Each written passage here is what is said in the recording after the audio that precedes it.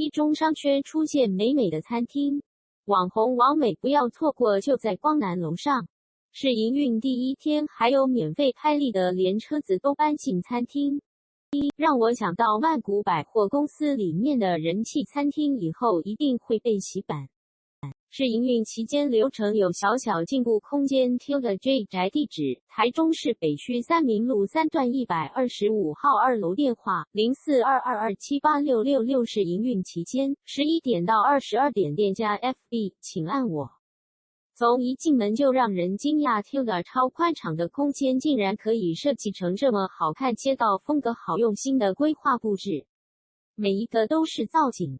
都是拍照点，店家粉丝也有写电话定位，不过我打电话要定位，小姐说直接到现场候位，看座位情形。Tilda 小姐介绍说，粉红色墙面可拿着英文字拍照。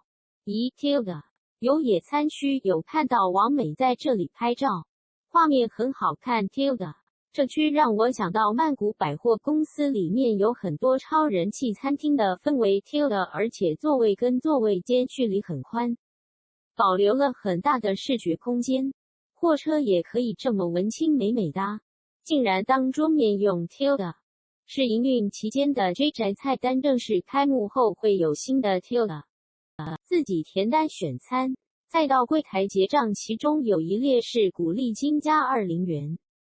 自由勾选，鼓励一下服务人员，觉得他们很亲切又一直带着笑容，所以我有勾选。然后我结账回来，位置就被员工带后来的客人坐走了。咦 ，Tilda 柜台小姐说，结账完收据要放到桌上，我一个人，一定是带着包包去结账，还没结账完也有可能被坐走。店家后来有道歉，相信汉混的最新力作。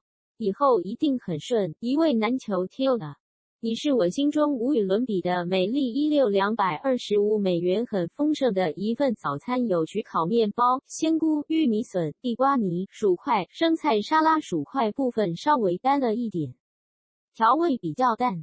我后来要了番茄酱，饮料部分都不错，绝对饱足。Tilda 不是从光南上来哦，是从侧边垫脚石对面的大楼门口走楼梯上来。Tilda 蓝色骑士 IGBLU119CHESE